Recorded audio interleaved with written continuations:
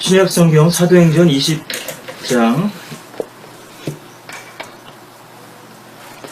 28절부터 30절까지 있는 말씀을 보도록 하겠습니다. 사도행전 20장 28절부터 30절까지 있는 말씀. 그러므로 너희 자신을 조심하고 모든 양떼에게도 그리하라. 이들을 위하여 성령께서는 너희를 감독자들로 세우셨으며 하나님께서 자신의 피로 사신 하나님의 교회를 돌보게 하셨느니라.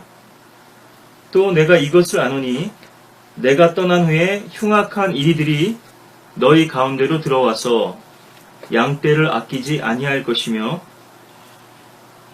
또한 너희 가운데서도 사람들이 일어나서 왜곡된 것을 말하여 제자들을 끌어내어 자기들을 좇게 할 것이라.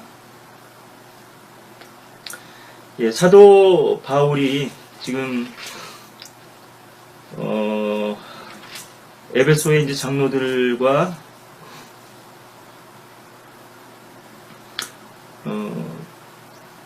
이별을 하면서 그들에게 이제 마지막으로 당부하고 있는 그런 내용인데요.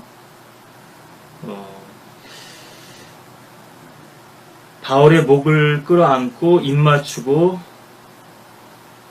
같이 또 무릎을 꿇고 기도하고 또 몹시 슬퍼하면서 울죠. 20장 36절, 37절 이렇게 보시면, 그리고 바울의 말 중에서 그들의 마음을 가장 아프게 했던 것은 이제 다시는 얼굴을 보지 못하리라. 내일을 기약할 수 없는 그런 지금 석별의 정을 나누는 그런 성도들의 모습인데요. 우리 예수님께서도 지상명령을 주셨죠. 하늘로 올라가시기 전에 제자들에게 마지막으로 당부하신 말씀이 있으셨고, 베드로 후서가 그렇고요. 또 디모데 후서가 그렇고, 이 서신들은 특히나 이제 바울이 죽음을 앞두고 기록한 책이기 때문에 거의 이제 유언과도 같은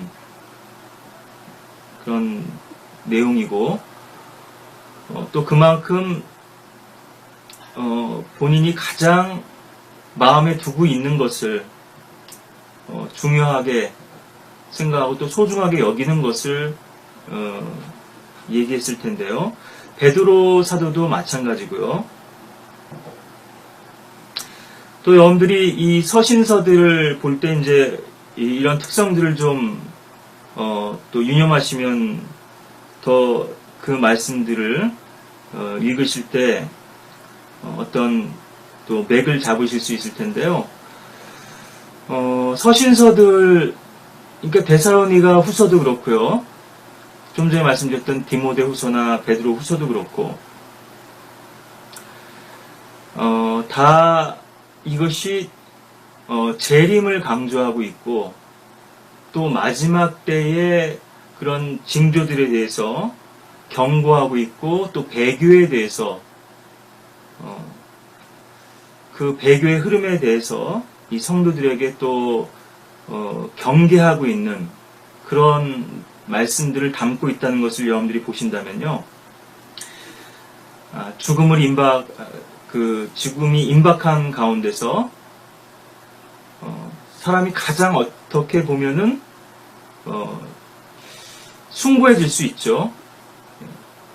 이제 삶에 대해서 다 초연해지는 겁니다. 모든 것들을 다 이제 정리해야 될 때죠. 그래서 이것을 디파처라고 이렇게 하는데요.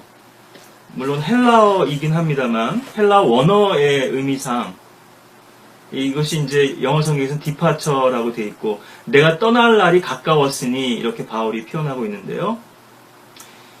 이 헬라어는 원래 이제 어떤 그 용례로 쓰이는 말이냐면은, 배가 부두에 정박하고 있던 배가 그 이제 닷줄을 끌어서 닻을 끌어올리는 거죠. 닻을 끌어올리고 묶어두었던 그 줄을 끌어가지고 이제 출항하는, 그러할 때 이제 쓰는 말이고요. 그러니까 여러분들이 지금 무언가 묶였던 것이 지금 풀린다, 그리고 무엇으로부터 지금 떠나간다, 이 부분을 좀 머릿속에 그리시면 이 말의 의미들을 더 여러분들이 새기실 수가 있을 텐데, 또 그 소를, 꼴을 먹이죠. 꼴을 먹이기 위해서 이제 어디에 묶어둡니다. 주인이 어디다 묶어두는 거죠. 그 묶어두었던 이제 소를 주인이 이제 데려가는 거죠. 이제 그만 먹고 이제 갈 때가 됐다 이거죠. 우리가 이제 이 세상을 정리하고 떠날 때가 다 되었다. 이런 이제 의미인 건데요. 또 하나가 이제 죽음. 이 세상의 것들을 청산하고 이제 우리가 주님의 부르심을 받아서 본향으로 가야 될 그러한 때를 얘기할 때, 또 이 디파처, 떠날 때가 가까웠다. 그래서 이제 떠난다는 이 말로서 이제 우리 성경에서는 번역이 되어 있는데요. 그만큼 중요한 것들을 말하고 있다는 것이죠, 사도가. 지금 오늘 본문도 마찬가지입니다. 사도행전 20장도 내일을 기약할 수 없고,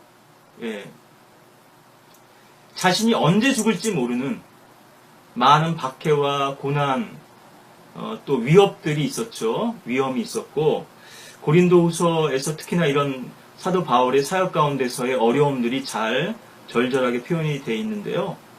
그러한 가운데서 한 이 사도의 당부의 말이라고 하는 것을 여러분들이 좀 배경을 이해하시고 이 말씀을 좀 여러분들이 받으셨으면 좋겠습니다.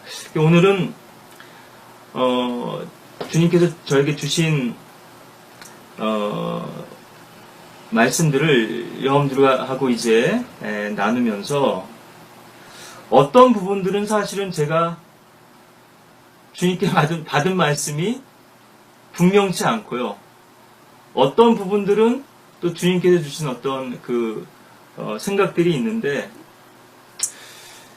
여러분들이 저를 얼마나 이해하실 수 있는지는 모르겠습니다만은 일반 성도님들께서요, 사역자분들은 아마 더 공감하실 수도 있고, 또 설교하시는 스타일에 따라서 도저히 또 이런 부분들을 이해하실 수 없을 수도 있는데요. 저는 어떤 때는 준비 없이 설 때가 있습니다. 이 준비가 없다는 거는 제가 설교자는 늘 준비하고 언제나 준비되어 있어야 한다, 이런 말씀, 순교자와도 같죠. 그런 말씀도 드린 적이 있는데, 설교 원고가 준비되지 않았다는 것이지, 주님께 주신 어떤 부담이나 말씀이 없었다는 것은 아니지만요. 너무 이제 여러 가지 생각들, 그리고 삶의 그런 현실에서 지배하는 그런 생각들이 있다 보니까요. 그런 생각들이 다 주님의 말씀은 아니거든요. 주님께 주시는 말씀들은 아니거든요. 그래서 이제 방해를 받기도 하고요. 그래서 사실 뭐 원고들이야 많이 준비한 것들이 있습니다만, 주님께서 저한테 어떤 기쁨을 주시고 그 말씀이 저에게 어떤 감흥이 돼야 그것들을 같이 나눌 수 있는, 어떤 경우는 원고가 채 준비되지 않았어도 즉석에서 원고 없이도 주님께서 주신 어떤 부담이나 어떤 이런 강건하심이 있을 때는 그런 말씀들을 더 전할 수가 있고요. 어떤 경우는 좀 혼란스러운 경우가 있거든요. 저 자신도. 그래서 지난 수요일 메시지가 저한테는 좀 힘들었다고 하는 게, 이를테면 좀 영적인, 으로 좀 기진해서, 영적인 힘이 이제 빠져서, 그건 뭐 마귀의 공격도 있을 수 있고 여러 가지가 있지만, 그래서 그럴 수도 있지만, 이 메시지에 대한 사실은 어떤 면에서는, 주님께서 설교를 하고 말씀을 전하다 보면 더 구체화 시켜주시는데요. 그러니까 우리가 제가 설교를 제가 하는 것이 아니라는 말씀을 드리는데, 어떤 부분에서 믿음으로 시작하는 설교가 있습니다. 어떤 부분은 준비되어 있어서 공급하심이 풍성하기 때문에 시작하는 설교도 있지만요. 어떤 부분은 손바닥만한 구름밖에 안 보여요. 예, 열왕기상 18장에서 그렇게 나오죠. 예, 3년 반 동안의 어떤 기근, 가뭄 끝에 엘리야가 기도하면서 7번씩 기도하는데요. 저 바다에서 손바닥만한 구름이 보인다고 했더니 이제 멍석을 이제 털어버리죠. 이제 됐다. 주님께서 비를 주시는 게 확실하다. 그 전에는 아무런 증거도 안 보였는데요. 믿음이라는 것은 바라는 것들에 대한 실상이요, 보지 못하는 것들에 대한 증거인데, 어떨 때는 아무런 증거가 없을 때, 현실은 정반대의 상황임에도 불구하고 우리가 믿음으로 행할 그럴 필요가 있는 때, 그런 도전을 하시는 때가 있고요.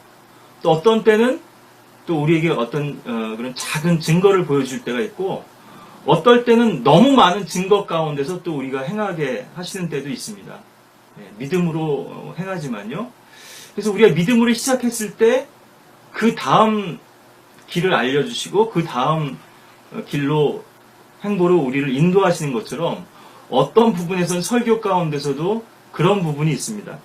근데 이것이 성경을 평소에 많이 읽지 않는다든가 또 주님과의 교제가 풍성하지 않다면은 결코 이제 이루어질 수 없는 일인데요. 제가 평소에 늘 주님과 풍성하게만 보낸다고 말씀드릴 수는 없지만 늘 이것이 은혜가 폭포수처럼 쏟아지면 참 좋겠죠. 근데 어떨 때는 또 주님께서 그런 것들을 지난주에도 샘에 대해서 샘물에 대해서도 우리가 봤습니다만 주님께서 우리에게 다양한 방법으로 역사를 해주시는데요. 사실 제가 생각한 주제랑 그래서 설교가 때로는 다른 방향으로 전개되기도 하고요. 어떤 경우는 그 주제를 더 풍성하게 주님께서 은혜로 채워주시기도 하는데요. 제가 생각한 주제는 그렇습니다. AI 크리스천과 팔로워인데요. 여러분들 요즘 그게 뭐죠? 팔로워, 그 페이스북에서 팔로워라 그러나요? 또 뭐죠? 그 트위터인가요? 트위터 이런 데서 팔로워가 많이 이제 이런 용어를 쓰죠. 사실은 이게 성경 용어인데요. 이것이 오늘날에는 그 용어가 엉뚱하게 쓰이고 있거든요. 제가 그런 주제에 대해서는 조금 묵상을 했습니다만, 오늘 본문도 그렇고 전하고자 하는 이 메시지도 사실은 제가, 정확하게 무엇을 다 전해야 될지는 지금 다, 생각 속에는 없습니다만, 여러분과 주님께서 주신 은혜 가운데서 또 이런 부분들을 나눠보기를 원합니다. 저는 어떻게 보면은, 사실, 아무것도 없는 사람이니까요. 이렇게 무대뽀로 할 수가 있을 것 같고, 아마 이제 처한 환경들이 다 다르니까요. 이렇게 설교 들으시는 그 구독자분도 많고, 조회자도 많고, 성도님들도 많이 있으시다면, 아마 그 성도님들의 필요 때문에라도 더 여러 말씀들이 준비가 될 겁니다. 근데, 제가 처한 상황이 여러 가지로 고립되어 있다 보니까도 그렇고요.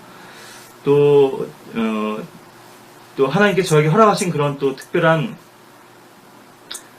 그런 환경이 있을 텐데요. 자, 오늘 좀 늘 그렇지만 이렇게 좀 서설이 좀 길어지는데, 오늘 본문 말씀부터 좀 우리가 좀 짚고 갔으면 좋겠는데, 그렇게 해서 그 사도의 어떤 간절함이 묻어있는 그런 말씀인데요.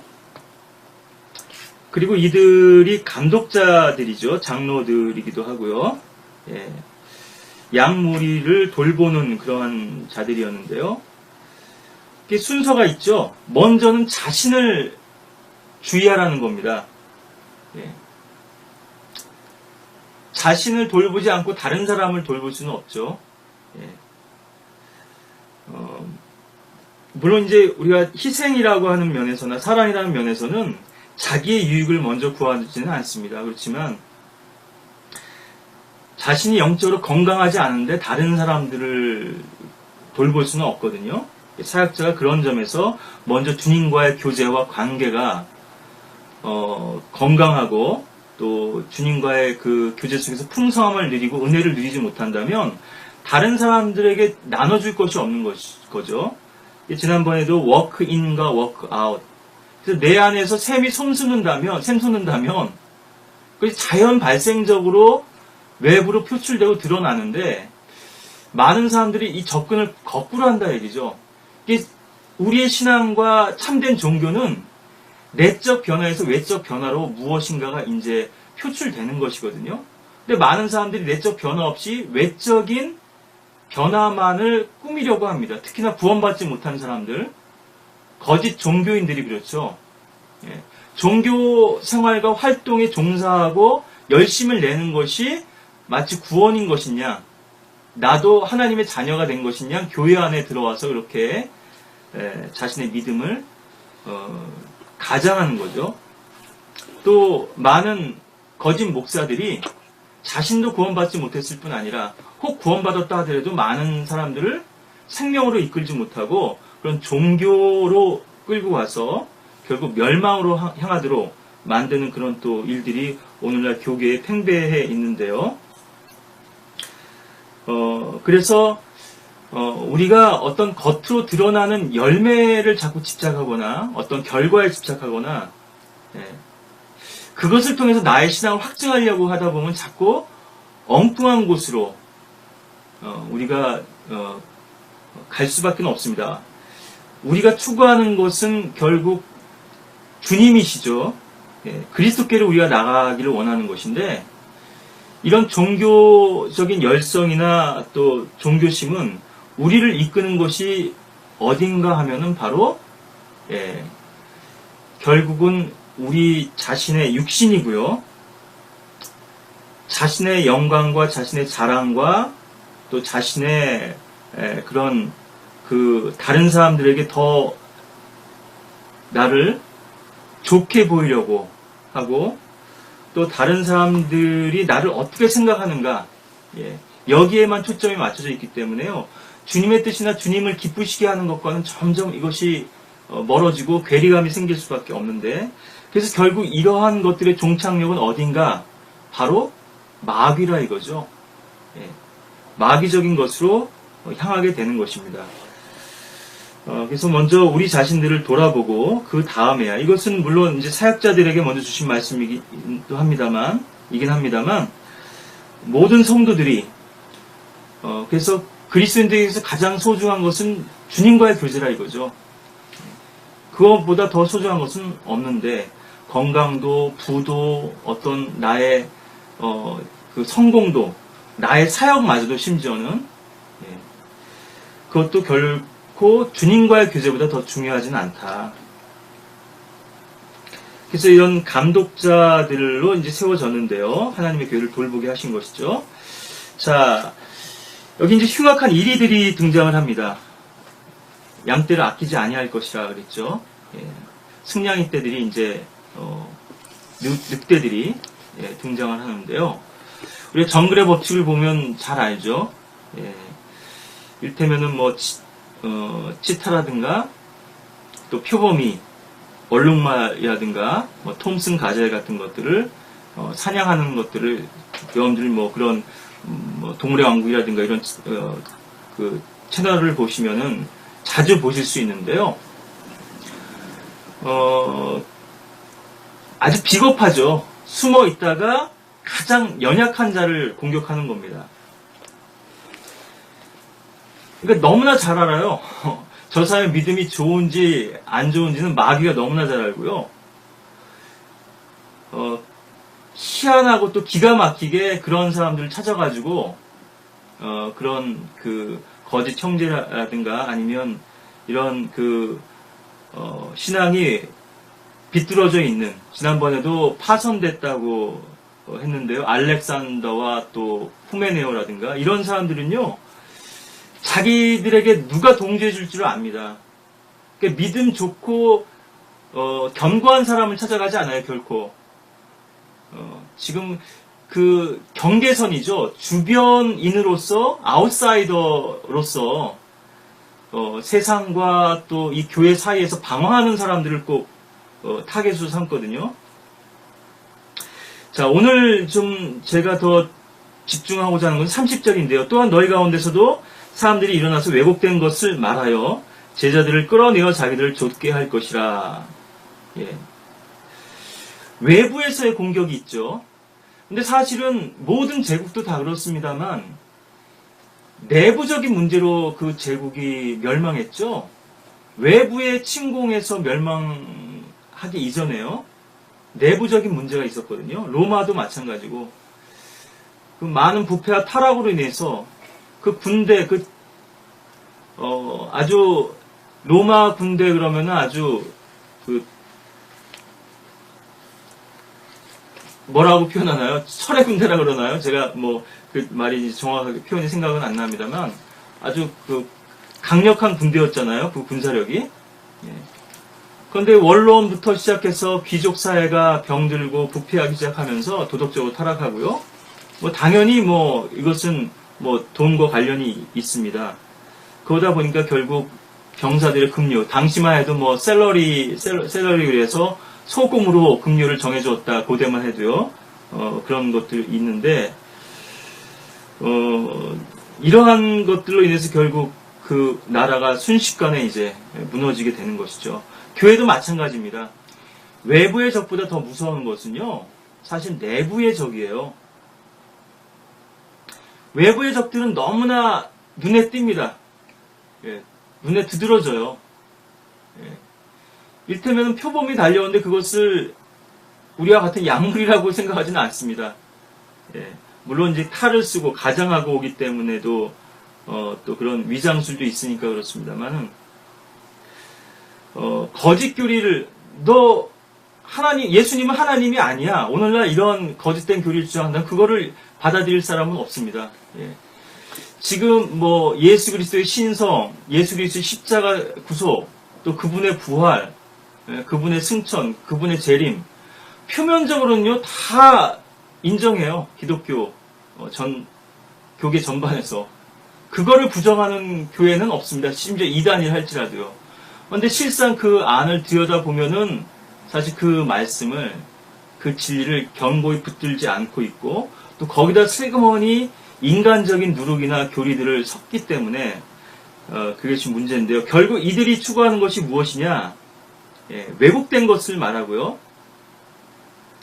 제자들을 끌어내서 자기들을 쫓게 할 것이다. 그러니까 하나님을 따르게 하는 것이 아니라 사람을 따르게 만드는. 그래서 제가 팔로워라는 표현을 썼는데요. 팔로워. 예. 수많은 팔로워들이 있단 말이에요. 연예인들, 오바마 대통령, 또 누구죠? 그 교황, 저는 이름도 지금 생각이 잘 안 나네요. 현재 프란시스코인가요? 예. 수많은 팔로워들을 가지고 있죠. 예. 그리고 누가 누드 사진을 찍어서 올리는 연예인이 그다음 또 거기도 팔로워들이 엄청 따라붙고요. 정치인들도 그렇고 또 어떤 10대 소녀가 옷을 예쁘게 입는다고 하면은 그 사진을 찍어가지고 올린다고 하면은 또 거기에도 팔로워가 많이 따라붙고 보니까 또 협찬받아서 그렇게 했다고도 하고 또 커밍아웃도 했죠. 이것은 나의 실제 모습이 아니었다. 나의 거짓된 모습이었다. 그래서 내가 이런 삶을 이제는 청산하겠다.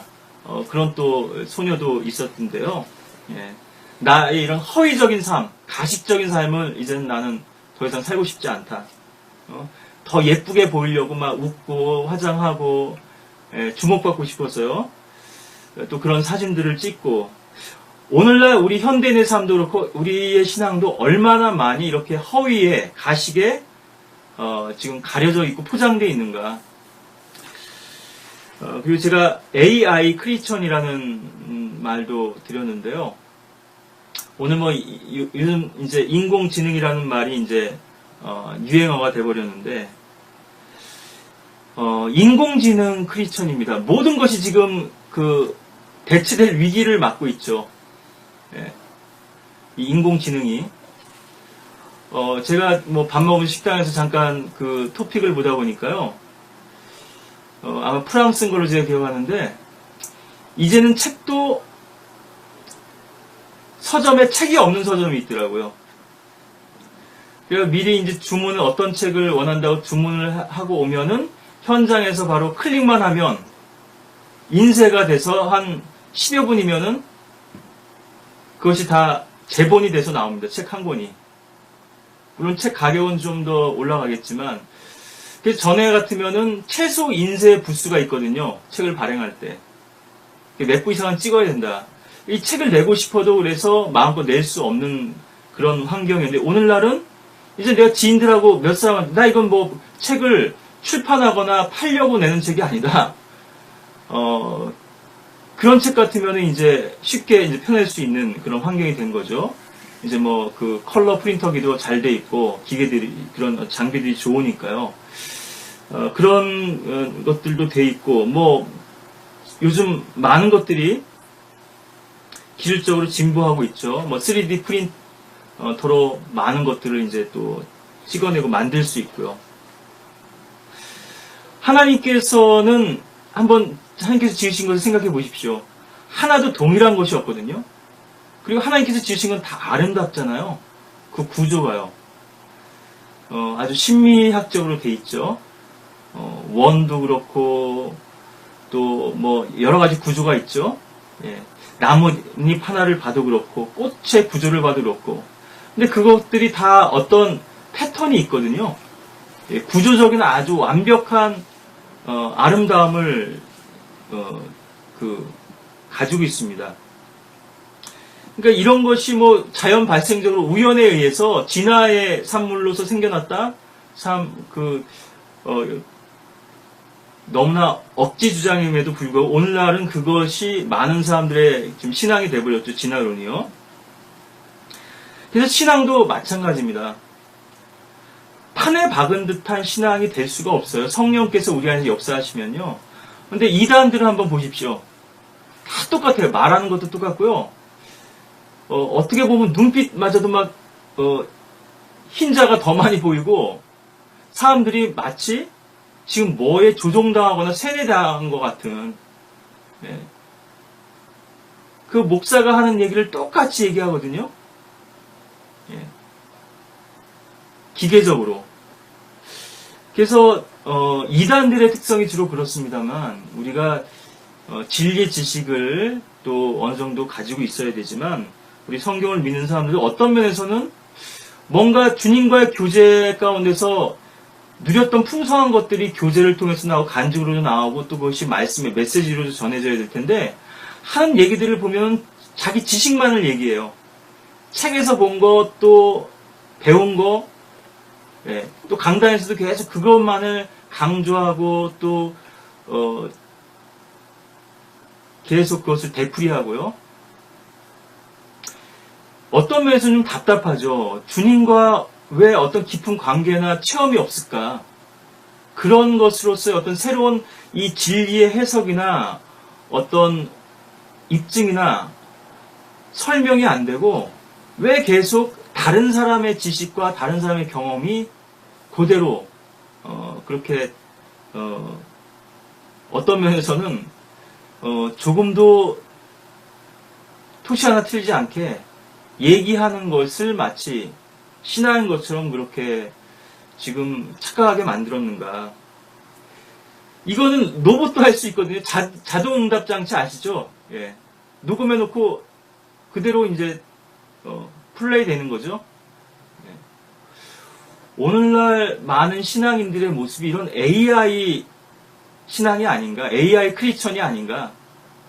제가 구원받지 않았다는 말씀 드리는 게 아니고요. 저의 메시지의 많은 부분은 구원받지 않은 분들을 향한 게 아닙니다. 구원받으신 분들을 향한 거고요. 물론 저도 복음의 메시지를 전할 기회가 있겠습니다만, 지금 저의 메시지의 주된 대상이나 방향은 구원받으신 분들, 그것도 어느 정도의 지식, 진리의 지식을 갖추신 분들을 지금 제가 주로 대상으로 말씀을 전하고 있는 것인데요. 판에 박은 듯한 신앙, 붕어빵 신앙인 거죠. 물론 어떤 면에서는 우리가 공유하는 부분이 있습니다. 예. 성령께서 우리 안에서 같은 진리를 말하게 하시고요. 그러니까 이것이 참 다양한 모습인데요. 에베소서 우리 4장에 있는 것처럼 다양성을 가지고 있으면서도 통일된 이 완벽한 균형을 이루고 있는 것이죠. 너희가 에베소 4장 4절인데요. 너희를 부르시는 한 소망 안으로 부르심을 받은 것처럼 한 몸과 한 분 성령이 계시니 한 분 주요 한 믿음이며 한 침례이고 한 분 하나님 곧 모든 것의 아버지시니 그분은 모든 것 위에 계시며 모든 것을 통하여 너희 모두 안에 계시느니라. 예. 또 4장 3절도 보시면 합평의 띠 안에서 성령의 하나됨을 지키도록 열심히 노력하라. 그래서 유니티인데요. 예. 그래서 계속해서 7가지 하나됨을 한 몸, 한 성령, 한 분, 한 주, 한 믿음, 한 침례, 한 하나님. 예. 이렇게 7가지 또 한 소망, 이렇게 7가지 하나됨을 얘기하면서 연합을 말씀하시는데요. 근데 이것이 기계적인 연합이 하나됨이 아니라는 거죠. 다 틀에 박은 듯이 똑같은. 저마다 은사가 다르고요. 기능이 다르고, 위치가 다르고. 그래서 이것이 하나의 마디로 연합이 돼서, 다 결합되고. 그러니까 조립식 로봇이 결코 아니라는 거죠. 유기체지, 이거는. 생명체고요. 분리할 수가 없습니다, 쉽게. 네. 그런데 교회 안에서 내가 있고, 네가 있고, 나의 생각이 있고, 너의 생각이 있고, 나의 주장이 있고, 너의 주장이 있고. 이 교회는 지금 4분 5열 교회잖아요. 고린도 교회와 같은 거죠. 분열이 있다. 너희 가운데 분열이 있다는 말을 내가 들었는데, 나도 그 일부는 믿노라. 너희가 교회에 모일 때. 예. 너희 가운데 이단들도 있어야만 하리니 그래야만이 너희 가운데 인정받는 사람들이 나타나게 되리라. 고린도전서 11장 지금 18절, 19절을 제가 이제 본 건데요.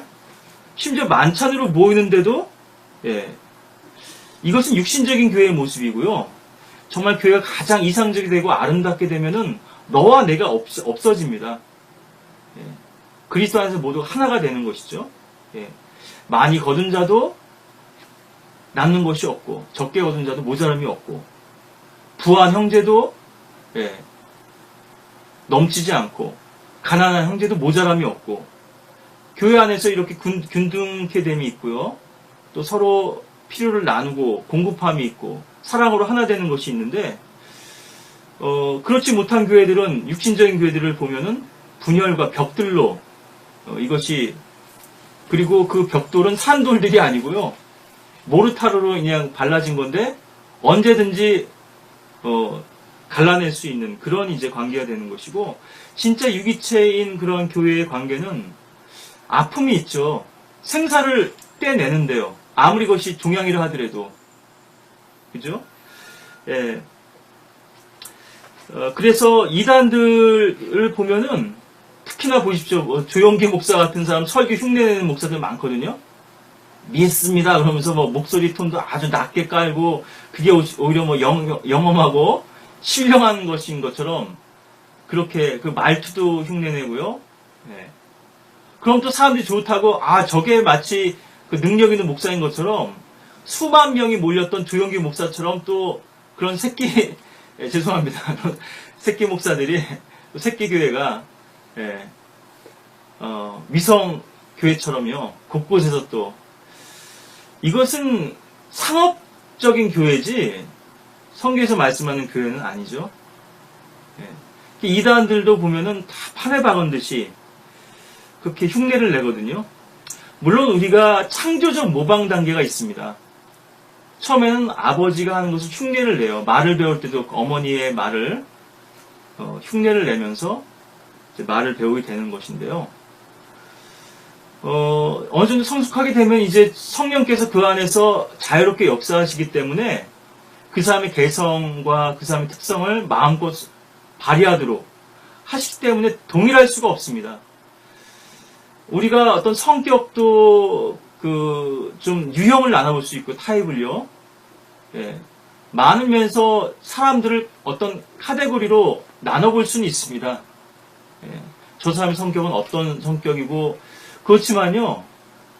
이 세상에 지금 수십억 명의 사람들이 있지만 그리고 이 지구 역사상 수백만억의 그런 사람들이 있었겠지만 하나도 동일한 사람은 없거든요. 하나님이 지으신 것은 이렇게 참 오묘하죠. 놀랍죠. 제가 눈의 결정도 말씀드렸고 많은 그런 그 자연계에서 볼 수 있는 것들도 말씀을 드리지만요.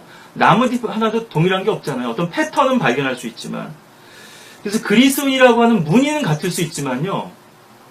왜 똑같은 방식으로 생각하고 똑같은 방식으로 말해야 되냐 이거죠.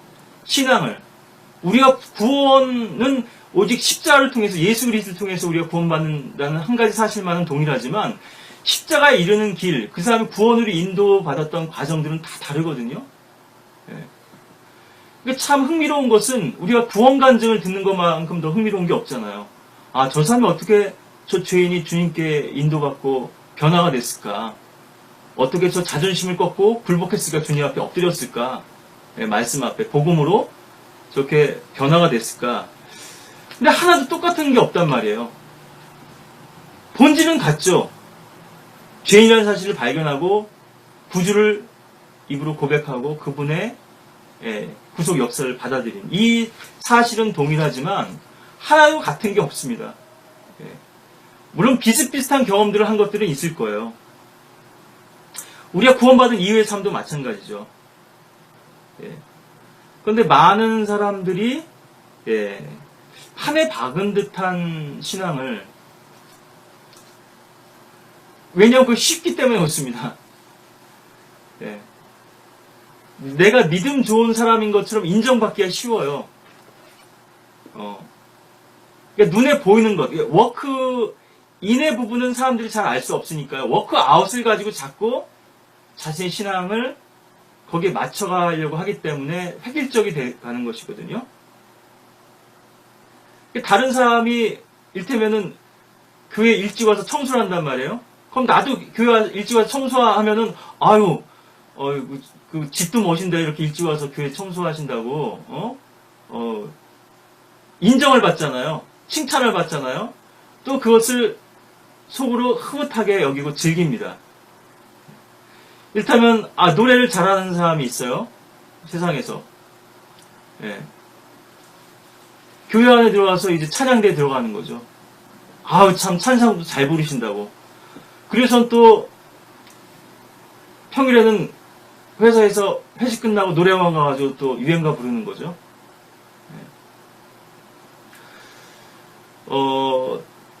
그렇게 또 뭐 성가대 활동하고 교회 어떤 봉사나 이런 일들에 참여하고 또 특히나 우리 성경을 믿는 교회들 같으면은 가장 그래도 인정받는 게 저 사람 그래도 믿음 좋다. 이게 뭐 남들도 신학원 공부했으니까 나도 신학원 공부하고 지식을 좀 자랑해야 되겠잖아요. 저 사람 저렇게 성경 지식을 많이 하네. 많이 이렇게 이야기하는 거 보니까 유식하네. 나도 좀 그래야 되겠다. 그리고 구령이죠. 초창기만 해도요. 참 영혼들에 대한 연민과 사랑으로서 이런 사역들이 시작이 됐는데 거리 설교도 마찬가지고요. 이게 나중에 가니까 이게 변질된 것 같아요. 저는 이제 좀 또 사역에 내려와 있어서 그 상황을 잘 모르긴 했습니다만 제가 생각할 때는 그런 부분들이 많이 있었던 것 같은데요. 저 사람도 저렇게 구령 많이 했다고 하는데 나도 좀 그렇게 좀 믿음 좋은 사람이 되면 좋겠다. 구령을 많이 한 믿음이 좋은 것처럼 스스로도 생각하고 다른 사람들도 그렇게 여겨주기 때문에 또 그것을 권장하는 분위기가 됐기 때문에요. 이 숫자 적는 걸로 주님을 증거하는 것은 참 아름답고 귀한 일이죠. 근데 거기에 숫자가 들어갔기 때문에 사실 망친 거거든요. 그리고 이것을 서열화 시킨 겁니다. 순위. 지역교회들도 아마 그렇게 서열화 시키려고 하는 것들이 있었을 거고요. 지난해 몇 명 그 교회에서는 구령했어? 박수치고 또 칭찬해주고, 그래서 그 부분에서 이제 변질이 시작된 건데요. 나도 몇 명 불용했다고. 그런데 사실 엄밀히 얘기해서 불용얘기 나왔으니까요. 내가 몇 명에게 증거했다. 그리고 그 중에서 몇 명이 이렇게 같이 믿음을 피워놨고 영접 기도를 같이 했다. 거기까지는 뭐 좋습니다. 그런데 몇 명 구원받았다? 근데 사실 그 부분은 우리가 확인할 수 없는 부분들이 있거든요. 그것을 숫자로 적는 것도 문제지만, 물론 그렇게 좀 통계를, 개인적으로는 내가 오늘 몇 명에게 복음 전했고, 내가 오늘 복음을 잘 전했나 못 전했나, 어떤 사람한테는 내가 좀 전할 때 좀 잘못 전한 것 같기도 하고, 너무 좀 시간이 촉박했고, 뭐 이런 것들은 뭐 불용일지도 적을 수 있고, 스스로 평가해 볼 수 있습니다. 근데 이런 것들을 자랑하는 것들이, 그래서 그것을 통계를 내고, 또 중앙에 또 집계가 되고, 이런 것들이 지금 엉뚱한 방향으로 가게 된 건데요. 예. 특히나 이제 우리 같은 분위기라면 그런 것들이 많이 이제 획일화된 신앙으로 가는 거죠. 근데 정작 과연 그 성도가, 물론 저도 경험이 있습니다만 참 영적으로 주중에 많이 지쳐있고 바쁘죠. 그렇지만 주님께 의지하고, 주님 저는 아무 공로 없지만 또 한 영혼의 그 혼이라도 제가 구원할 수 있도록 저에게 능력을 주시고 성령으로 저에게 충만케 해주시고, 그러고 가죠. 네. 뭐 대부분 그렇게 하실 겁니다. 뭐 그렇게 안 하신 분도 있는지 모르겠지만, 그렇지 않다면 계속 부딪혔겠죠. 자기 육신의 힘으로만 그런 일을 하려고 하면요. 근데 이것도 영적으로 좀 충만해야 더 능력이 나타날 텐데요. 습관적으로 매주 의무감에 의해서 어떤 일정 시간에서 복음을 전해야 되는 이 부담감으로 나가는 것들이 더 크다 보니까 이게 또 거기서 많은 영적 결핍이 생겼던 거죠. 그래서 구령을 안 하면 믿음이 없는 건가요? 예, 찬양대회 활동 안 하면 주님께 대한 감사가 없는 건가요? 여기서 이제 많은 오해가 생기는 건데요. 자꾸 나의 신앙을 자랑하고 싶은, 인정받고 싶은 사람들에게, 물론 대부분 일반적인 경우는 그게 자연스럽겠습니다만, 꼭 그것이 일치되는 것만은 아니거든요. 오히려 믿음이 주님과의 더 깊은 영성 가운데 있는데 겉으로는 아무런 것들이 드러나지 않을 수도 있습니다. 침묵할 수도 있고요. 예. 오히려 어떤 공고함과 또 고통과 환란 속의 시험 가운데서 주님과 더 깊이 교제하면서 또 믿음으로 채워줄 수 있거든요. 뭐 이런 부분들을 얘기하자면 한이 없겠지만은, 이런 획일화된 신앙, 이거는 로봇도 할 수 있는 거거든요. 하나님을 찬양하는 거, 예. 우리 군대에서도 군가 부르고 하지만요, 예. 기합 주고 그러면 더 크게 그 군가 소리가 나오거든요. 뒤에서 빠따 들고 쫓아오면은 고참이요. 예? 악을 쓰면서 소리를 지르지만 사실은 그게 감사나 아니면 사기가 충천해가지고 부르는 군가만은 아니거든요.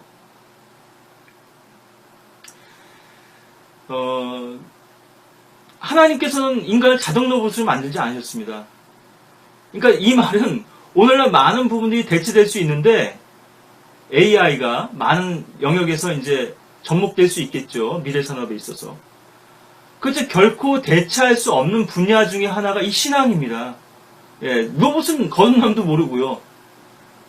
그런데 인공지능도 할 수 있는 게 있어요. 성경 암송할 수 있죠? 예. 성경 지식도 얘기할 수 있습니다. 수많은 정보들을 입력해가지고요. 그리고 어떤 패턴화된 간증도 할 수 있어요. 예. 어떤 면에서 복음도 전할 수 있을지 모릅니다. 시나리오를 가지고요. 예. 그 사람에 맞게 복음을 전할 수는 없겠지만 복음에 대해서 설명을 할 수는 있을 거란 말이에요. 또 어떤 간증도 할 수 있을지도 모르고요. 기도도 할 수 있을지 모릅니다. 설교도 할 수 있을지 모르고요. 근데 그거는 신앙이 아니잖아요. 사역이 아니잖아요. 주님을 섬기는 게 아니잖아요. 생명이 없는, 영혼 없는 그런 행위들이죠. 근데 오늘날 교계를 보고 우리의 신앙을 좀 자성적으로 또 비판적으로 돌아봤을 때는 얼마든지 AI도 대체할 수 있는 그 사람 대신에 예배 자리에 AI 로봇을 갖다 앉혀도 충분히 할 수 있는 그런 신앙은 아닌가, 우리의 신앙이. 예. 저는 지금 교계도 말씀드립니다. 일반적인 그런 교계의 그런 문제점도 지금 비평을 합니다만, 우리 자신들을 지금 얘기하고 있는 거거든요. 여러분들 이런 부분들은 충분히 돌아보시고, 나의 신앙이 좀 기계화된 신앙은 아닌가, 획일화된 신앙은 아닌가, 저 사람을 자꾸 따라하려고 하는, 그 사람 안에 성령이 없나요? 성령께서 아무것도 안 일깨워주시던가요? 우리가 뭔가를 배울 수 있습니다. 근데 그것을 배울 때 내 것으로 소화해서, 그리고 저 사람의 경우는 저럴 수 있어요. 왜냐하면 개성이 다 다르죠. 성격이 다르기 때문에. 근데 나의 성격에서는 이것이 진리를 받아들였을 때도 또 다른 방면으로 표출돼야 하거든요. 그게 정답이거든요. 모든 사람이 다 똑같은 답을 내는 것이 신앙이 아니에요. 저 사람의 간증과 저 사람의 기도가 왜 나의 기도와 똑같아야 되냐 이거예요. 상황이 다르고 환경이 다르고 나의 믿음의 지금 수준이나 단계가 다른데 무엇인가 우리가 모방할 수 있고 배울 수 있습니다. 좋은 것이 있으면 우리가 그걸 따라가야죠. 따라해야죠. 그런데 창조적 모방이 돼야지, 이것이 기계적인 모방이나 획일적, 지금 뭐 미술 작품 대작도 또 뭐 지난번에도 말씀드렸습니다만 지금 사회적인 문제가 되고 있는데, 밑그림 그려갖고 똑같이 그려가지고 이제 팔았던 거거든요. 그러한 신앙이 돼서는 안 되겠다 이거죠. 똑같은 화가 그린 그림도 다르거든요. 비슷한 주제의 그림을 그린 화가들도 많이 있지만 다 다릅니다. 조금씩.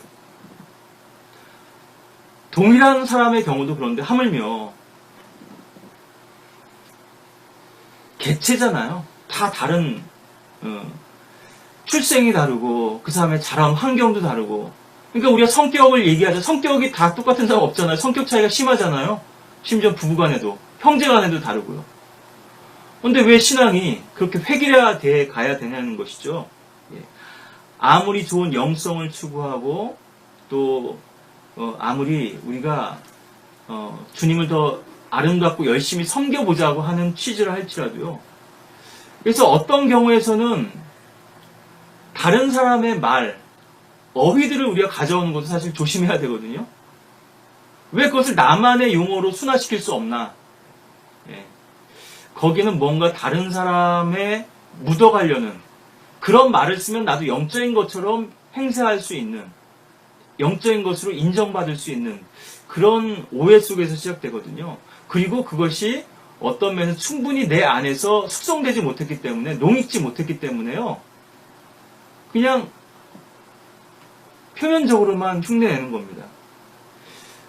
우리가 이거 주의해야 될 부분인데요. 어떤 영적인 것들을 얘기할 수 있어요.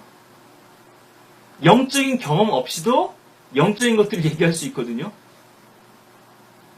영적인 것마저도 지식으로 받아들일 수 있습니다.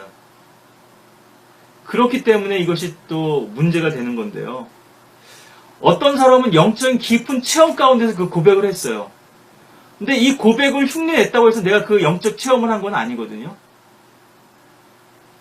나 역시나 그와 동일한, 그와 유사한 주님과의 교제와 관계 속에서 많은 실패와 또 엎드림과 또 주님을 신뢰하는 그 믿음 속에서 꼭 피워낸 그 고백이 있을 때 그것이 진정한 가치가 있는 것이죠.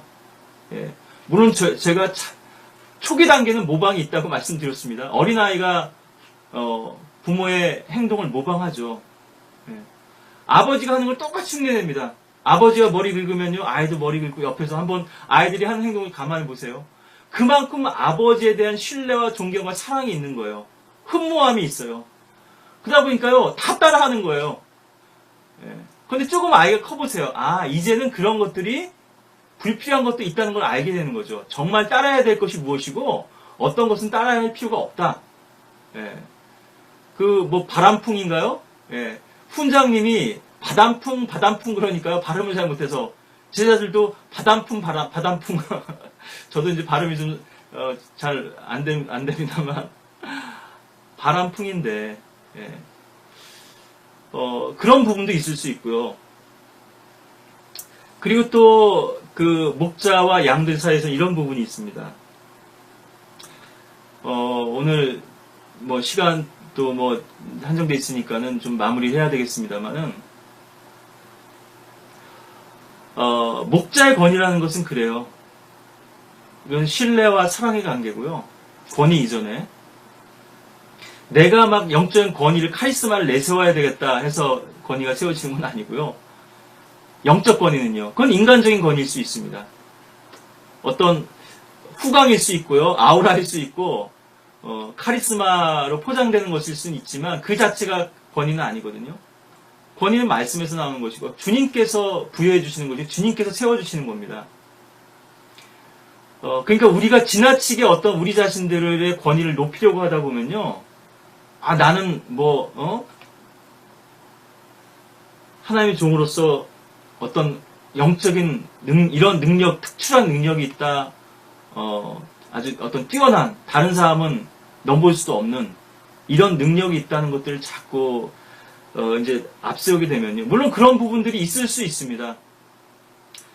제가 아는 어떤 분은 계속 자기의 어떤 특별한 영적 경험을 얘기를 해요. 제가 설교니까 실명을 말씀은 안 드리겠습니다만은 아주 그분에 대해서 많은 그런 비난들이 있는데요. 자꾸 자신의 어떤 그런 경험들을 아주 특별한 것으로 제시해서 사람들로 하여금 자신에게 집중하게 만듭니다. 아주 특별한 하나님의 종인 것처럼. 예. 물론 어떤 부분은 그게 사실일 수도 있는데요. 예. 그 끝을 보면 알 수 있거든요. 오늘 본문에서도 자기들을 쫓게 만듭니다. 사람을 쫓게 만듭니다. 그리스도를 향하게 만드는 것 같으면은 그것이 주님께로부터 온 것이라고 우리가 알 수 있지만 인정할 수 있지만 그 끝이 엉뚱한 곳이에요. 그러면 그것의 출처가 분명 마귀적이거나 인간적이라 하는 것을 우리가 또 가늠해 볼 수 있는 건데요. 정말 주님께서 나타나신 증거나 열매나 역사를 통해서 그 사람을 하나님의 종으로서 따르고 신뢰하고 그 권위를 얻도록 하는 것이 아니라 무언가 자기가 자꾸 포장하는 거예요. 이 권위를. 이런 분들은 참 추락하는 것은 날개가 있다고요. 올라간 사람들은 또 그만큼 추락하기가 쉬운 거거든요. 많이 올라간 사람일수록. 저는 그렇게 생각을 하는데 사실은 양들도 사랑으로 목자를 따르고 섬기는 겁니다. 그러니까 목자가 완벽하기 때문에 목자를 따르는 게 아니에요. 목자도 실수할 수 있고 목자도 인간이기 때문에 허물이 있을 수 있습니다. 어떤 사역자분은 그렇게 얘기도 했다고 하는데요. 내 말을 다 믿지 말아라. 아마 이제 내가 설교한 말도 하나의 말씀과 일치하면 받아야 그렇지 못하면 받아지 마라. 아마 그런 맥락에서 말씀하셨다는 생각은 듭니다만, 또 맥락에 따라서 그 말이 또 오해될 수도 있고 그런데요. 그래 이제 제가 놓칠 수 있으니까 고린도전서 11장 1절 이 구절 먼저 말씀드리고 시간 허락되는데 제가 또 말씀을 드리면 내가 그리스도를 따르는 것처럼 너희는 나를 따르는 자가 되라. 여기 팔로워라고 이제 나오는데요. 바울은 예수 그리스도의 팔로워였고 예수 그리스도 제자였고 또 다른 사람들은 또 적어도 그리스도를 따르는 것이 너무 어렵다면 너무 높은 표준이라면 적어도 내가 하는 것만큼이라도 내가 하는 대로라도 너희가 이렇게 따라와라, 따라해라. 이것이 될 텐데요. 팔로워라는 말이 사실 성경 용어라고 말씀드렸는데 우리가 주님의 제자라면요. 주님을 따르는 자들이죠. 우리 디모데후서 2장 2절에 보시면 그리고 내가 많은 증인들 가운데서 내게 들은 것들을 신실한 사람들에게 맡기라. 그들이 또 다른 사람들을 가르칠 수 있으리라. 영적 재생산인데요. 예. 만약에 뭐 이제 내비게이터라든가 이런 그 선교단체에서 많이 얘기하는 겁니다만, 우리가 복음을 듣고 그것을 2명에게 증거했고 그 2명이 다시 또 다른 2명에게 2명씩 증거했다면 계속 배가 되는 거죠. 벌써 이 세상은 복음화 됐을 거라는 거죠. 벌써 오래전에 예수님께서 제자 삼으셨던 그 사람들이 이렇게 신실한 증인의 역할만 했다면, 근데 저와 여러분도 물론 그렇습니다만 이 진리의 전파 속도보다 악의 전파 속도가 더 빠르죠. 악의 번식력이요. 예. 그래서 어떤 면에서는 이렇게 팔로워들을 만드는 건데요. 페이스북 팔로워나 트위터 팔로워가 몇 명인지, 그리고 나의 설교의 구독자들이 몇 명이고 조회자가 몇 명인지 보다도, 예, 사실 여긴 거품이나 허수가 많이 있거든요. 정말 우리가 주님을 신실하게 따르고 있고 또 주님을 그렇게 신실하게 따르는 자들이 또 나와 함께 하고 있는지, 이 부분들을 우리가 좀 돌아볼 필요가 있을 텐데, 그래서 성도들도 목자가 완벽하기 때문에 따르는 것이 아니고요. 아, 저 목자가 나를 사랑하는구나, 이런 관계가 이미 우선적으로 형성되는 것이 먼저죠. 예.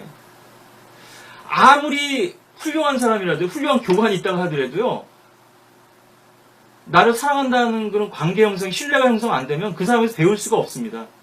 아무리 기술을 많이 가지고 있어요. 노하우를. 예. 나 당신에게서 배우기 싫다고. 아무리 당신이 뭐 고급 정보나 기술을 가지고 있을지 모르지만 난 당신 같은 사람에게서 배우기 싫다고. 왜냐하면 인격적인 관계이기 때문에 그래요. 예. 안 입고 와서 기술은 배우려고 꾹 참고 있을지 모르지만요. 그런 사람한테선 사실 깊이 있는 관계를 맺을 수 없거든요. 목자와 양의 경우도 그런데, 내가 성경 지식을 많이 안다, 이게 목자의 자격은 아니거든요. 물론 많이 알아야겠죠. 하나님 말씀을 많이 알아야 되겠죠. 성도들보다 그래도 더 정확하게 알고 있어야 되겠죠. 근데 소년소녀 가정도 있잖아요. 잘 모르지만 배워가면서 가르쳐줄 수도 있어요. 그 마음의 자세만 바로 되고 주님과의 관계만 바로 맺고 있다면. 예, 그런 사역자들도 있거든요.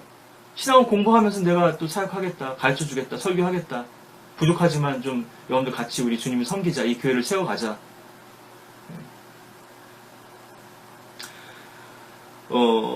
때로는 실수도 할 수 있고요, 오류도 있을 수 있습니다. 예, 목자도요.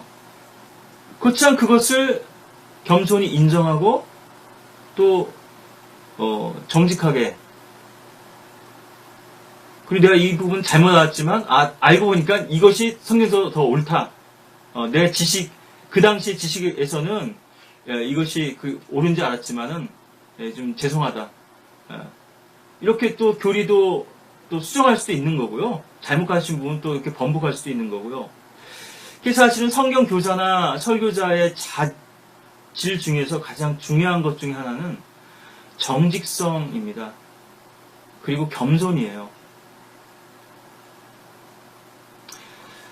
뭐 여러 가지가 있겠습니다만은, 그러니까 자기 실수를 언제든지 인정할 수 있고 철회할 수 있고 번복할 수 있는 용기가 있느냐. 만약 그런 용기가 없다면 사실 성경고사를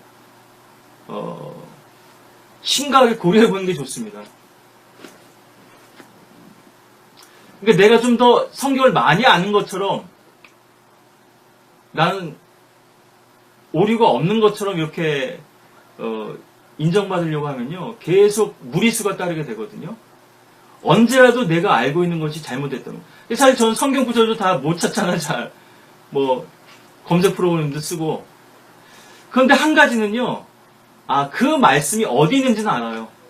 어떤 단어를 딱 치면은 한 번에 찾을 수 있는지 알아요. 근데 어떤 거는 뭐 개혁성경 어휘하고도 좀 섞여 있고 잘 못 찾는 구절도 있습니다만, 예.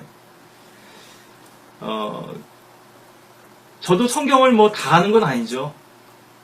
어떤 부분에서 어떤 문제가 생겼을 때 주님께 구합니다. 어떤 사람이 토론할 때 그랬다고 그러는데요. 어떤 학자가 옛날에. 이 사람이 토론하면서 성경적인 교리를 반박하는 그런 반대, 이단 진영이 있었는지, 그런 인본주의자였는지 모르겠는데요. 그 사람이 계속 뭐라고 쓰는 거예요. 나중에 이제 거기에 뭐라고 썼는지를 보니까, more light. 주님, 저에게 더 많은 빛을 주십시오. 더 많은 지혜를 주십시오. 그 순간에도 주님께 구하고 있었다는 거거든요. 저는 지금 이 설교하는 이 순간에도 주님께 그런 은혜를, 지혜와 능력을 구하고 있고, 우리가 어떤 문제를 다 알아서 꼭 답하고, 우리가 완벽하게 갖춰서 생각하는 것만은 아니거든요. 다만 우리는 해답이신 분을 가지고 있잖아요. 해답을, 이 성경을 가지고 있잖아요. 정답을. 이 안에서 찾아갈 수 있는 것이죠. 그래서 주님, 이건 어떻게 되는 겁니까? 이건 뭡니까? 그랬을 때 주님께서 또 알려주시잖아요. 전 지금까지 그런 경험들이 너무 많고요. 어떤 분들은, 저 변목사는 자기 지식 자랑하나 맨날 글만 쓰고 그런다고 이렇게 생각하실지 모르겠지만요. 저는 어떤 문제가 생겼을 때 주님께 빛을 구하고, 주님께서 주신 답을 통해서 도전을 드린 거고, 또 그것을 같이 나누기를 원했던 거고요. 나는 이렇게 많이 안다. 이걸 자랑하려는 게 아니에요. 어떤 면에서는 또 그런 부분도 좀 저희 육신적인 모습이 섞여 있었는지 모르겠습니다만은, 어떤 일이 생길 때 주님께 더 많이 알려주시고, 한 가지 더 배우게 해주시고, 오늘날 내가, 이 자리에 설 수 있었다면, 설 수 있는 그런, 자격이 됐었다면, 그건 지금까지의 수많은 실패와 과정 속에서 주님께서 저를 붙들고 인도해 주셨기 때문인 것이고요. 제가 완벽하고 갖추어졌기 때문이 아니고, 늘 저는 부족한 종이죠. 주여 말씀할 종이 듣겠나이다. 늘 주님의 말씀을 배우고자 하는 학생인 것이고요. 그래서 사실 저는 어떤 부분 잘 몰라요. 그래서 물으셔도 잘 답을 못하는 것도 있을 텐데요. 그래도 제가 여러분들보다 더 주님께 먼저 구해서 답을 얻을 수도 있고요. 또 여러분들도 주님께 물어보시고 또 그래서 저의 답하고 맞춰보고 주님께서 우리가 어떤 부분은 성경에서 분명치 않지만 이렇게 또 주님께서 우리에게 성경 안에서 이런 가이드 지침을 주시고 또 인도를 해주신 거라고 하는 것들을 우리가 확증할 수 있겠죠. 제가 존경하는 분들이 몇 분 있는데 지금 이제 돌아가셨지만요. 살아계셨으면 더 좋았겠지만 피터 러커만 목사님 같은 경우는 자기가 모르는 것을 안다고 이렇게 가장하진 않아요. 그분이 참 성경 지식이 많죠. 근데 처음부터 그렇게 많이 알았던 건 아니고요. 그분도 누가 물어도 답을 못했어요. 복음자한테 뭔가 막혔어요. 그럼 돌아가서 수술해서 또 성경 읽고 이럴 때는 이런 구절들을 제시했어야 되는데 또 이거는 이런 거구나 이렇게 답을 얻고요. 주님 앞에 수없이 배워간 겁니다. 무릎으로 성경을 160번 읽었다 그러지만 이건 피상적인 거고요. 성경을 한 번 읽었어도 어떤 사람은 100번 읽은 것만큼 볼 수 있어요. 보는 눈이 다르니까요. 그러니까 이것은 이제 정독한 걸로 160번이라는 얘기고요. 우리나라 목사들 중에서는 더 많이 읽었다는 사람도 많잖아요. 근데 왜 그렇게 형편없는 건가요? 성경을 그렇게 많이 읽었다는데도. 다른 성경이 없어서도 그렇겠습니다만 건성건성 읽은 거거든요. 주님과 기도하면서 눈물로 기도로서 배웠던 거고요. 그게 포토그래피컬 메모리라고 이렇게 하는데요. 사진 찍은 듯이 아주 정확하게 기억해내는 건데 그게 사실은 저는 위치를 가지고 많이 구절도 알고 전 같으면 표시도 하고 색깔도 칠하고 요즘은 그런 걸 안 하니까요. 저는 성경에 거의 표시를 안 하는데요. 그렇게 하면 더 찾기 쉽겠습니다만은 내의학 때는 어떤 위치가 있으니까요. 성경도 이 판형 봤다 저 판형 봤다 이렇게 하니까 그래 럭커 목사님이 그건 말씀하신 적이 있거든요. 나한테 기억력이 좋다 머리가 좋다 이렇게 얘기하는데 그렇지 않다. 그래서 그분 보면은 노력을 많이 하시면 노트를 가지고요 많이 적어요. 성경 구절도 적고 필요한 거 있으면 메모도 하고 그분 성경 저는 직접 안 봤습니다만은 빼곡하게 아마 적혀 있을 거거든요. 옛날 많은 설교자들의 성경도 그렇고요. 막 너덜너덜하고 또 다 이렇게 그런 것들. 그게 뭐 어떤 부분은 외워서 많은 그런 구절들을 제시하겠죠. 그래서 또 수없이 가르쳤겠죠. 그렇지만 그분도 기억력이 감퇴되고 하니까요. 메모도 하는 거고 그렇게 노력을 많이 하고 열심히 찾고. 예. 물론 뛰어난 능력을 가지고 계신 것만은 분명합니다. 비범한 능력을 가지고 계시죠. 예. 책을 빨리 읽을 수 있는 능력도 있고 또 무엇을 생각하면 그 책의 어느 페이지에 있었는지 그 책 등만 봐도 딱 떠오른다고도 말씀을 하셔요. 예. 그 뭐 소시적 얘기일 거고요.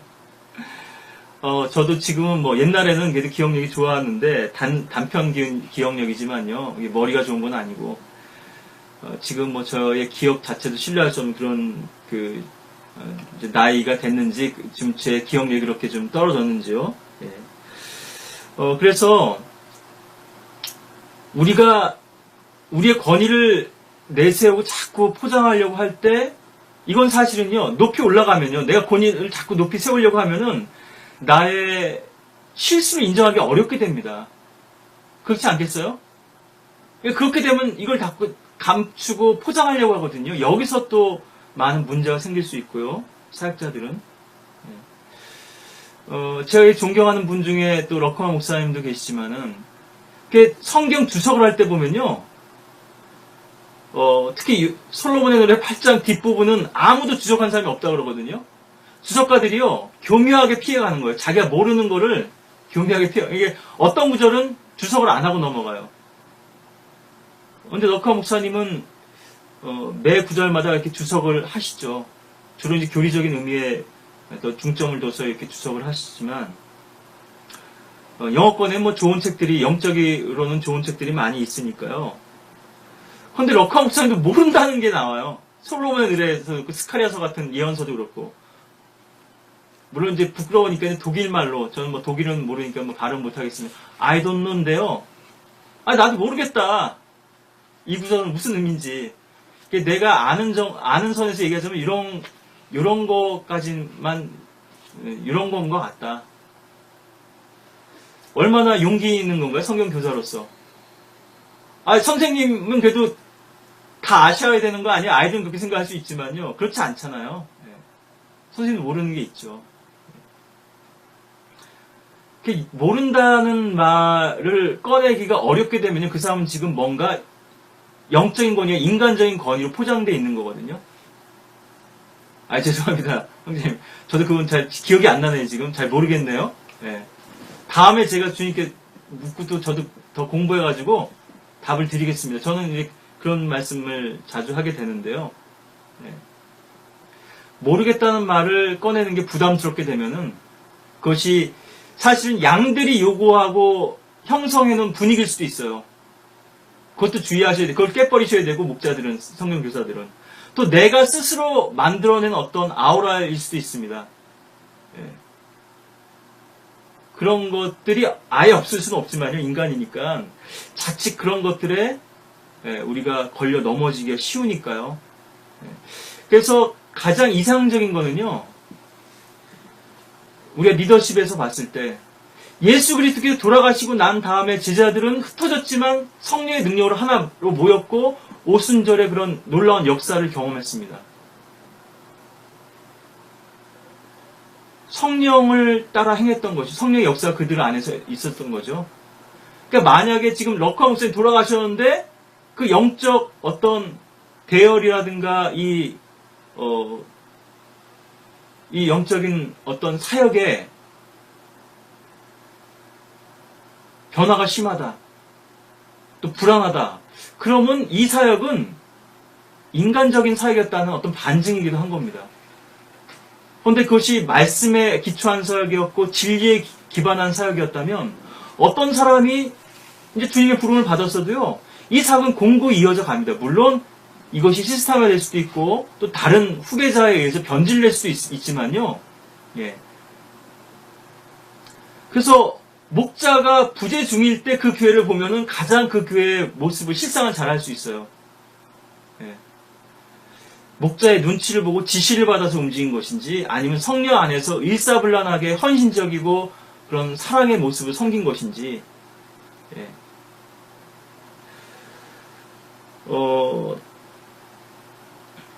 그래서 인간적인 어떤 그 리더십도 중요하죠. 이게 뭐 히딩크 얘기도 할 수 있잖아요.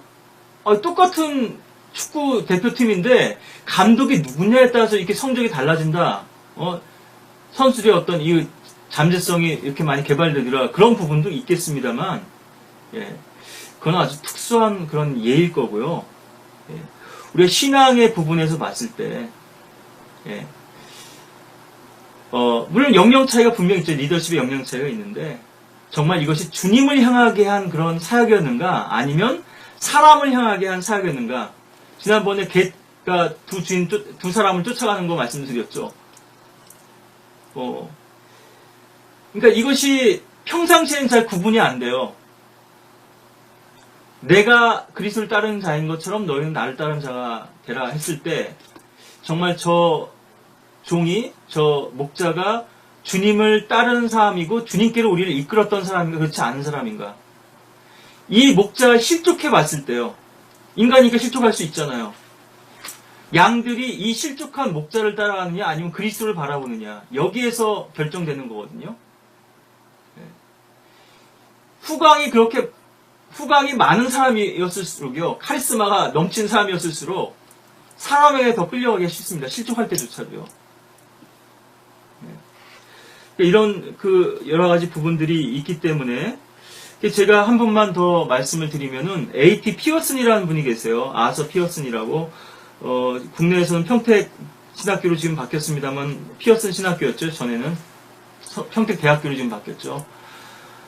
제가 몇 번 언급한 적이 있습니다만 그 스펄전 교회에서 한 1년 정도 이렇게 사역했었고요. 스펄전이 병중에 또 스펄전이 죽은 다음에 장례식도 또 주례하고 했었죠.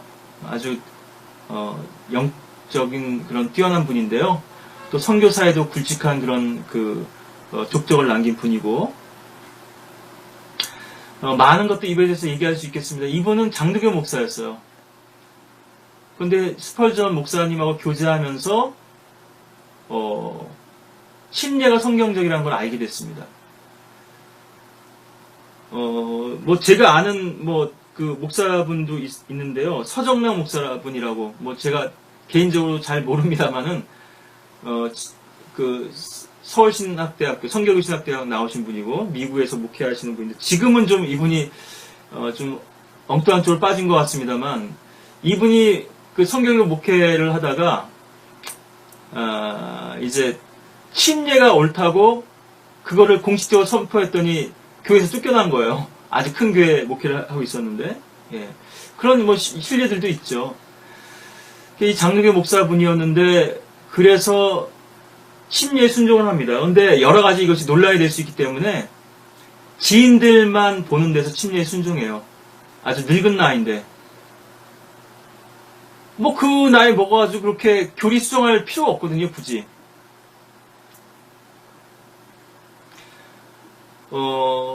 별로 그것이 자기한테 유리한 것도 아니고 이해 계산 때문도 아니고 그것이 진리라는 이유 하나님의 분명한 말씀이란 이유 하나만으로 근데 이것도 또 오해를 사게 되는데요. 침례교 스펄전의 후임으로도 거론이 됐었기 때문에 나는 그거 주님의 뜻이라고 확신이 없기 때문에 사양한다고 했었는데요. 이거 스펄전 목사 부임으로 오려고 침례 받는 거 아닌가 이렇게 오해도 사기도 했었습니다만 대단한 용기죠. 자기의 교리적인 입장을 수정하고 처리하고 또 기꺼이 그 말씀에 순종한 겁니다. R.A. 톨이라고 하는 분, 스펄전의 무디 목사의 어떤 동역자였죠. 조력자였죠. 변호사 출신이고. R.A. 톨이 목사는요, 죽기 직전에 이렇게 고백을 했어요. 내가 평생 동안 성령 침례에 대해서 구원받은 순간에 받는 것이 아니고 구원받은 이후에 또다시 성령 침례를 받아야 된다. 구원과 이 성령 침례는 별개다.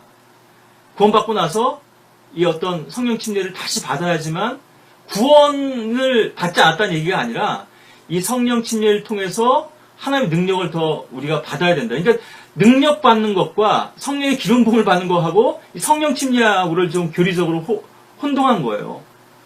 어떤 분들은 이것을 뭐 두 번째 은혜라고도 하고요. 우리가 그리스도인으로서 더 성화의 단계로 나아가는 과정으로서 이걸 이해했어야 되는데 이런 교리적인 좀 혼란이 있었는데요. 그러니까 구원받고 나서도요 도약하는 단계가 있습니다. 신앙이 이렇게 쭉 가다가 어떤 경우는 막 떨어지기도 하죠. 이 업앤다운이 있는데 그러다가 비약적으로 도약할 때가 있어요.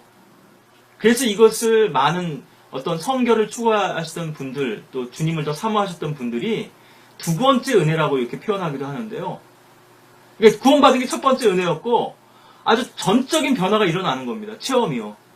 그 이전의 신앙하고는 전적으로, 질적으로 다른. 이런 것들을 추구했기 때문에 이것을 성령 침례라고 표현했지만 이것은 교리적으로 잘못된 표현이었던 거고, 성령 침례는 우리가 구원받을 때 이루어진 것이고, 이미 우리가 주님의 능력을 받고 성령의 충만함을 받고 성령의 기름 부음으로 채워지고, 근데 이것이 일상적인 것이 아니거든요. 일상적인 우리가 뭐 기도할 때 성령으로 인도받고 뭐 설교할 때 인도받고 이런 게 아니고요.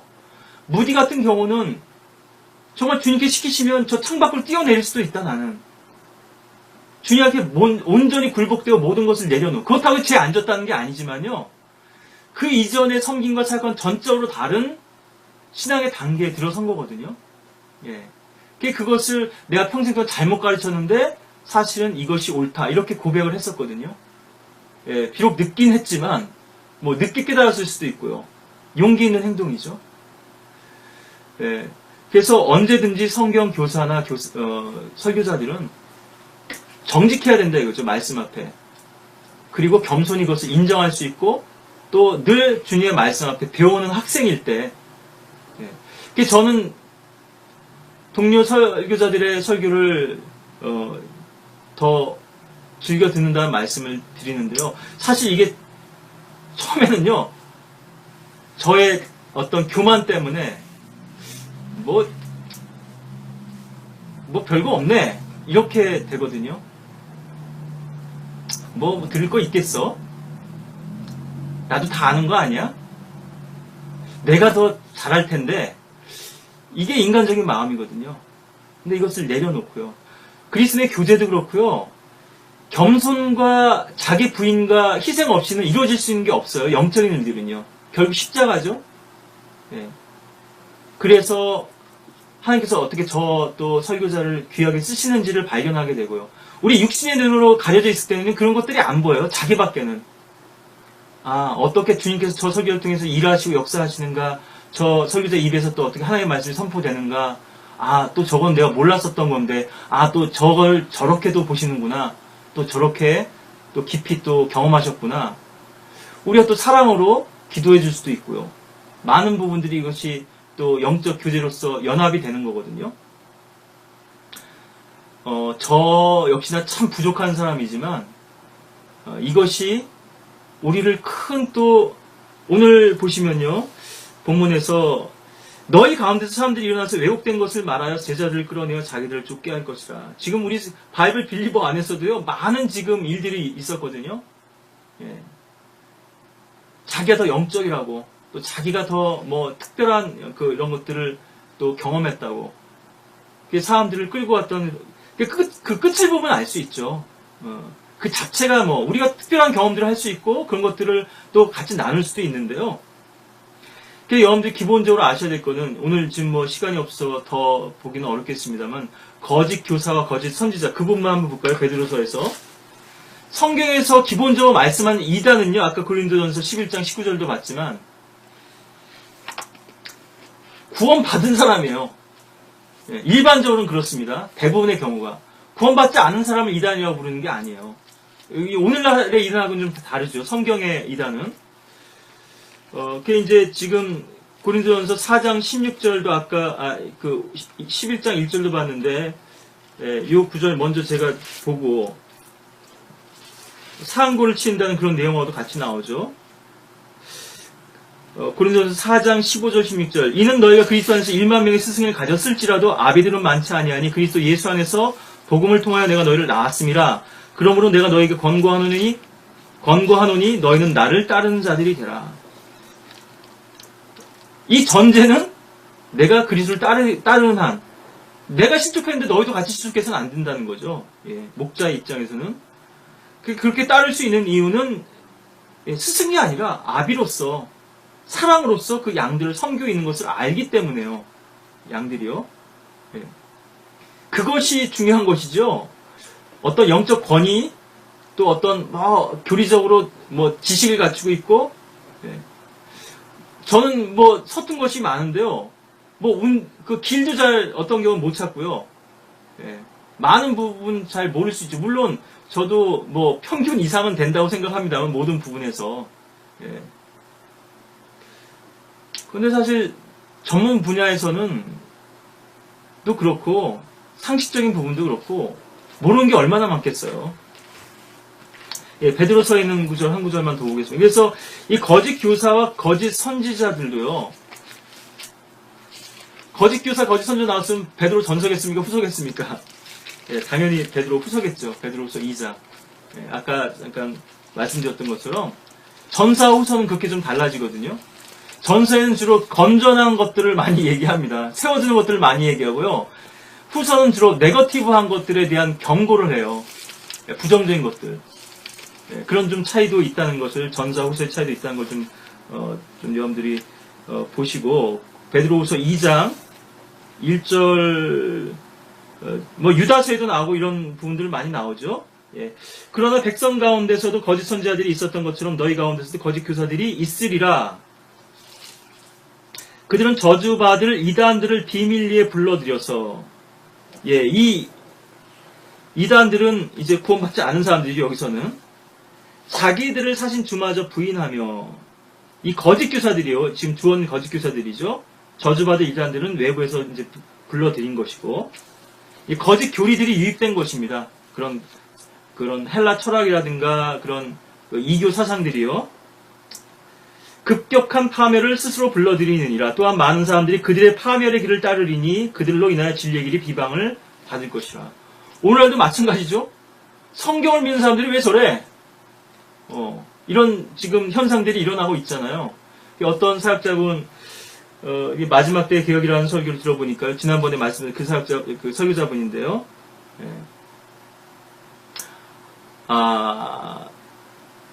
결국 성경대로 되는구나. 이 교회사의 마지막 배교로 끝나는 것처럼 이 성경을 믿는 교회들도 결국 이렇게 배교가 되고 거기서 또 다른 분리가 이루어져야 되는구나. 그래서 독립이 국가 권력으로부터의 독립도 되지만 이 독립 Independent Baptist Church죠. 인디펜던스라고 이렇게 영어 이름을 붙이는 교회도 있던데요. 미국에서는 주로 Independent Baptist Church, 독립 침례교회를 그렇게 이제 부르는데, 어쨌거나, 영적 권력으로부터 독립해야 된다. 이런 부분들을 또 설교에서 말씀하시고, 제가 조만간 기회 되면 또 그 사역자분도 만나서 이제 교제를 해보기를 원하는 그런 부담과 또 열망이 있는데요. 저분이 이제 저 부분을 이제 분명히 주께서 보여주시고 인도해 주셨구나. 처음에 아주 혼란스러우셨다고, 힘드셨다고 이렇게 표현을 하시더라고요. 예, 분리돼 나오고서. 예. 과연 이것이 어떤, 이제, 연공과, 주님의 이제 분명히 인도하신 그 뜻을 이제 더 구체적으로 보게 된 것이죠. 자, 그래서 여기도 그렇게 비방받게 되는데, 자신들을 사신 주마저 부인하죠. 이 부분도 달리 해석할 분도 계시겠습니다만, 기본적으로 이것은 이 거짓 교사들은 구원받은 사람으로 이렇게 여기서 해석이 되고요. 예, 많은 부분에서 그렇습니다. 우리 여기 같은 2장이니까요. 뒷부분에 한번 보실까요? 여기 22절에 그러나 참된 잠언대로 그들에게 이루어진 것이니 걔는 그 자신이 토해낸 것으로 다시 들어가고 또 대신 씻고 나서 그녀의 진창 속에서 뒹군다 하였도다. 물론 두 가지가 다 있습니다. 구원받지 못해서 다시 돌아간 경우도 있지만요. 성경에서 대부분 강조하는 거는요. 여기 보세요. 베드로전서도 그렇고 베드로후서도 성경의 대부분의 서신은 교회에 쓴 편지잖아요. 구원받은 사람들이 쓴 겁니다. 고린도 전서 후서도 마찬가지고요. 예, 그리고 우리가 문맥에서 이런 부분들을 더 살펴봐야 되는데, 우리와 동일하게 보배로운 믿음을 받은 사람들에게 편지하노니, 구원받은 사람들이 기본 대상이요. 그런데 그들 가운데 이렇게 진창에 다시 뒹굴었던 사람들이 있거든요. 오염에서 한번 피했단 말이에요. 그래서 또다시 거기에 말려들고 패배해서 이전보다 더 악화되는 것이죠. 이게 우리가 경험하는, 신앙에서 경험하는, 교회에서 경험하는 배교입니다. 구원받지 않은 사람 배교라고 할 수 없어요. 그리고 타락이고요. 구원받은 사람이 백슬라이딩 세상으로 가는 거예요. 이전보다 더 악한 죄를 짓는 것이죠. 구원받지 않은 사람들인 것처럼. 물론 구원받지 않은 사람도 그런 경우 있지만, 구원받은 사람들이 그런 경우가 많다는 것을 지금 이 디모데후서도 그렇고 베드로후서도 그렇고 계속 강조하고 있는데요.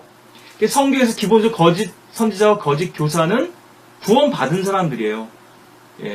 일반적인 경우는요. 예외적으로는 또 그렇지 않은 경우도 있겠습니다만.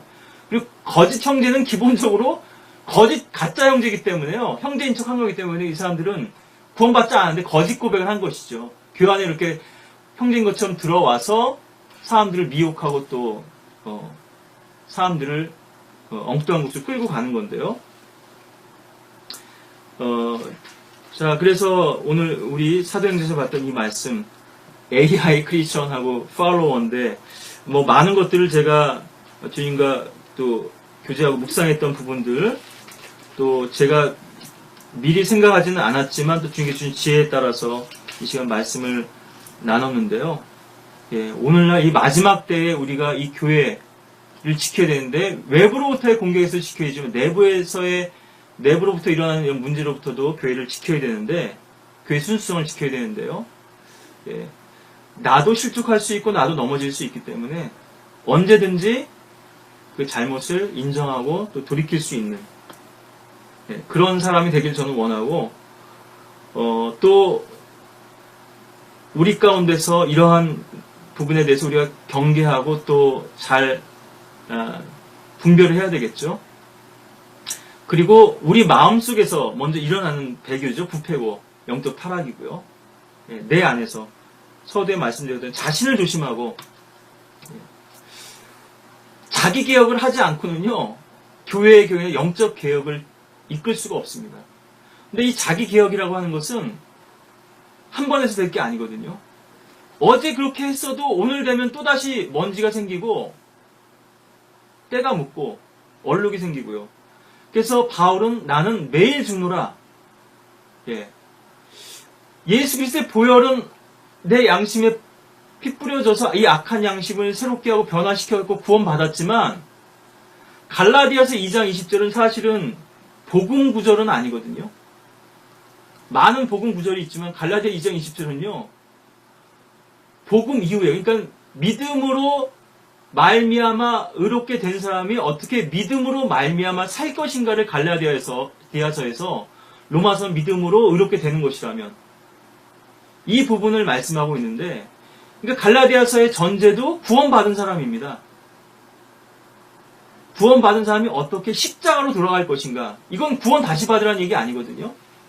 어떻게 하면 우리가 예수 그리스도와 함께 연합돼서 그분의 죽으심과 함께 또 장사된과 함께 부활하심과 함께 깊이 연합돼서 그분의 생명의 능력을 풍성히 누릴 수 있느냐. 이 부분을 얘기하는 거고요. 그게 영적 도약이죠. 성숙이고요. 맨날 이 얕은 물가에서 노는 것이 아니라 더 풍성한 은혜의 바닷속으로 주님 앞에 온전히 나의 의지를 굴복하고 맡겨드리는, 그런다고 죄 안 짓는 건 아니지만 이전하고는 전혀 다른 삶이라는 거죠. 이 헌신이. 그래서 바깥들의 경험과 성수의 경험이 다르고요. 근데 많은 사람이 성수에 머물러 있어요. 이 지성수의 경험을 해야 되는데 벽이 있거든요. 턱이 있단 말이에요. 지성도 들어가려고 했는데 잘 우리 육신으로 인해서, 우리 연약함으로 인해서. 그래서 지성소에 한번 들어갔다가 또 다시 나오는 사람도 있고요. 계속 거기 머물러야 되는데, 그래서 그 깊은 헌신과 체험을 한 분들이, 뭐 D.L. 무디 분도 그렇고 워치먼이도 그렇고요. 십자가를 이렇게 강조하는 거거든요. 뭐 머레이, 앤드류 머레이 같은 분도 그렇고요. 뭐 한두 분이 아니죠. 이 십자가를, 이거는 보혈은 한 번 뿌려졌으면 단번 속죄잖아요. 히브리서 10장에 나오는 것처럼. 구약에서는 대속죄마다 매번 피를 뿌려야 됐지만, 이제 우리 한 번 예수 그리스도의 피로 구속받았다면, 그 다음의 문제는 뭐냐면, 십자가에서 나의 육신을 처리받고, 나의 자아를 처리받고, 지옥 가는 죄의 문제를 처리하는 게 아닙니다. 죄의 권세에서부터 우리가 어떻게 자유롭게 되는가, 진리 안에서 어떻게 풍성함을 누리는가, 이 문제를 해결하기 위해서 십자가로 돌아가야 되는데, 사람들이 자꾸 왔다 갔다 하거든요. 다음 주 쳇바퀴 돌지, 박스권에 머물러 있단 말이에요. 그러니까 이것을 완전히 주님 앞에 굴복시키는 경험이, 그러니까 이것이 구원 이상의 어떤 특별한 경험이기 때문에 두 번째 은혜라고 표현한 거거든요. 근데 어떤 교단에서는요, 윌리엄, 그 부스죠? 구세군 같은 데서의 일부 또 교리로는 이 두 번째 은혜를 경험 못했으면 구원 안 받은 것으로 이렇게 치부한 거거든요. 그래서 해리 아이언사이드 같은 분은 구세군에도 활동을 했었는데, 한동안 이 교리 때문에 자기는 구원받지 않은 것인가 해서 많은 방황을 하게 됩니다. 그런데 나중에 이것이 잘못된 교리였거나 하는 것을 알고 그것을 또 바르게 제시를 하는데요.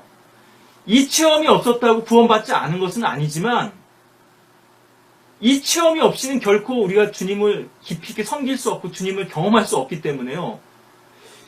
구원은 받았다고 하는데 왜 사람들이 왜 여기에 머물러 있는가?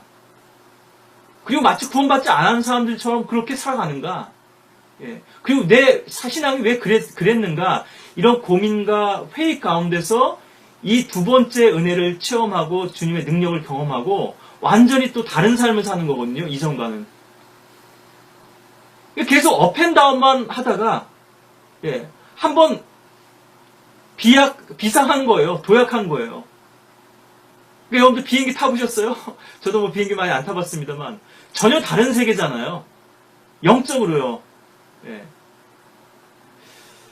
우리가 물속에서 구원받았어요. 건져내면 받았어요. 무태 왔어요. 아, 이제 살았다. 그런데 하늘을 나는 경험하고는 또 다른 거거든요. 우리가 셋째 하늘에 들림받아서 휴거돼서 올라가서 사는 삶은 또 다른 삶이겠죠. 사도 바울은 낙원의 경험을 했잖아요. 셋째 하늘에. 고린도후서 12장에. 이 영적으로 이런 더 깊은 경지가 있다는 것을 우리가 다 그렇게 사는 거 아니야? 적당히 그렇게 뭐 다들 그렇게 만족하고 사는 거 아니겠어? 뭐 영적으로 깊은 체험이 있긴 뭐가 있어? 교회 다녀봐도 다 똑같더라. 목사들도 뭐 경건한 척 하더니만 뒤에 가서는 다 뭐 성경 번역한 목사도 그렇고 이 목사도 그렇고 저 목사도 그렇고 다 그게 그거더라. 그렇지 않고요. 교회사에서 많은 증거들이 있잖아요. 많은 우리 믿음의 선배들이 있잖아요. 우리가 따라야 할 본이 무엇인지. 물론 이 시대의 표준이 없는 것이 현실입니다. 안타까운. 정말 따라야 될 목자와 신앙인이 없는 게 현실이지만, 그렇다고 해서 주님께서 말씀하신 그 표준을 포기할 수 없거든요. 그리스도인의 추구해야 될 영적인 삶을 우리가 그냥 안주해버리고 타협해버리서는 안 되거든요. 우리가 부족했기 때문이지 하나님의 말씀의 능력이 부족했기 때문이 아니잖아요. 정말 얼마나 주님 앞에 매달려 보셨습니까? 그 문제로. 나는 매일같이 성경에서 기도하는데 잘 안 되더라. 그건 누구나 하는 일이고요. 정말 주님 앞에 얼마나 간절히 엎드려 보시고 구해 보시고 정말 저에게도 성령으로 더 충만케 해주시고 주님의 능력으로 채워주시고 주님의 그 깊은 세계를 경험하게 해달라고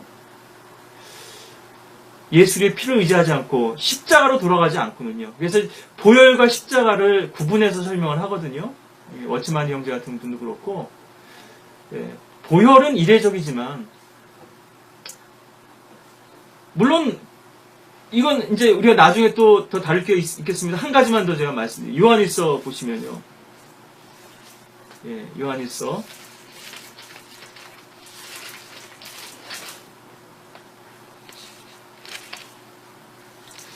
우리가 예수 그리스도를 믿는 순간 과거와 현재와 미래의 모든 죄가 다 해결돼요. 사실 이것은 2000년 전에 예수 그리스도의 십자가의 사건의 기준에서 보자면 다 미래의 일입니다.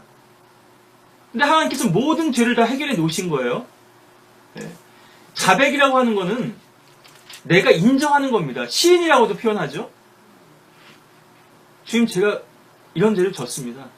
이미 이 죄는 우리가 예수 그리스도를 영접한 순간 다 해결된 거예요. 근데 내가 자백을 하고 안 하고의 차이가 큰 거죠. 자백을 안 했을 때는 나중에 판단받죠. 심판받죠. 그 행위에 대한 심판을 얘기하는 거지 지옥 가는 심판 말씀드리는 게 아니고요. 네. 그래서 여기서 보면은 그의 아들 예수 그리스도의 피가 우리를 모든 죄에서 깨끗하게 하시느니라. 근데 이것이 언제 적용이 됩니까? 이미 모든 죄를 다 용서해 놓았지만 아직 내가 죄를 안 졌어요. 그런데 그 용서가 아직 효력 발생 안 하죠. 내가 죄를 졌을 때 그리고 죄를 뉘우치고 회개하고 자백하는 순간 내가 이 죄를 졌습니다. 주님. 저 먼저 실패했습니다.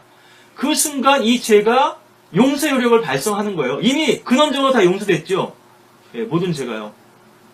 이 보혈이 근원적으로 우리가 예수 그리스도를 영접한 순간 완성됐지만 그 효력이 그 능력이요. 그것이 구체적으로 적용되는 것에 차이가 있을 뿐이죠. 법이 선포됐어도 적용되는 건 좀 다르잖아요. 입법 예고하고 그 법이 적용되죠. 구체적으로. 그러니까 하나님께서 모든 사람을 위해서 돌아가셨고 이미 십자가 이전과 이후는 확연히 달라지죠. 근데 아직도 복음이 전파되지 않은 곳이 있단 말이에요. 있었단 말이에요. 과거 우리나라 역사를 보고 그래도. 아직 복음이 적용이 안 된 거예요. 그러니까 그것은 아직은 구약이죠. 복음이 전파되지 않았으니까 복음으로 심판받는 것이 아니라 양심으로, 율법으로 심판받는 거 아니겠어요? 그래서 이미 완성된 구원이 우리의 어떤 구체적인 죄의 행위와 또 자백을 통해서 보혈이 적용되는 것일 뿐이고요. 예. 그리고 이제는 십자가라 얘기죠. 예. 갈라디아서 2장 20절도 보실까요? 예.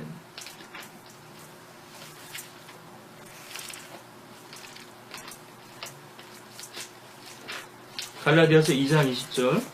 예. 물론 이 구절로도 구원받을 수 있습니다. 예. 이 구절도 복음을 담고 있어요. 내가 그리스도와 함께 십자가에 못 박혀 있으나 현재 진행이잖아요. 완성이 아니에요. 이거는 죽을 때까지 계속 나는 매일 죽노라는 고린도전서 15장 58절인가요?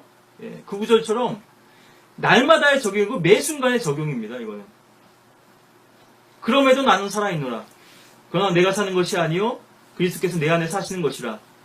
내가 이제 육신 안에서 사는 삶은 나를 사랑하시어 나를 위해 자신을 주신 하나님의 아들을 믿는 믿음으로 사는 것이라.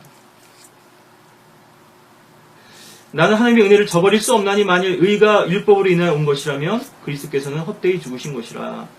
네. 21절까지 봤는데요. 그리스도와 함께 십자가에 못 박혀 있어야 되는데 자꾸 우리가 내려오잖아요.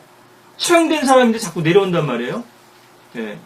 이게 이제 신앙의 갈등이고 고민인데 우리 안에 두 성품이 있기 때문이고 네.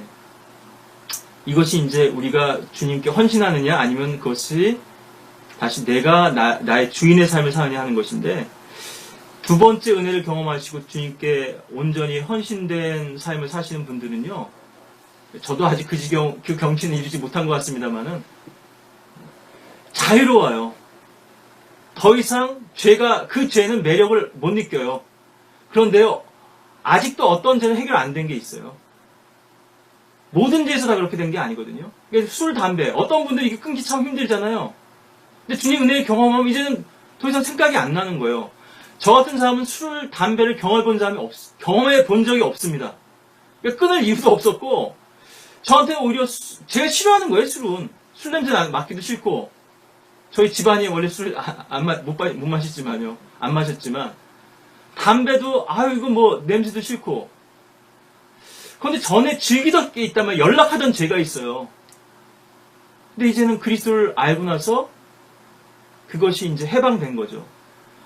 그런데 구원받은 순간 많은 문제가 해결되지만 잘 해결 안 되는 죄가 있거든요. 뿌리 깊은 죄가.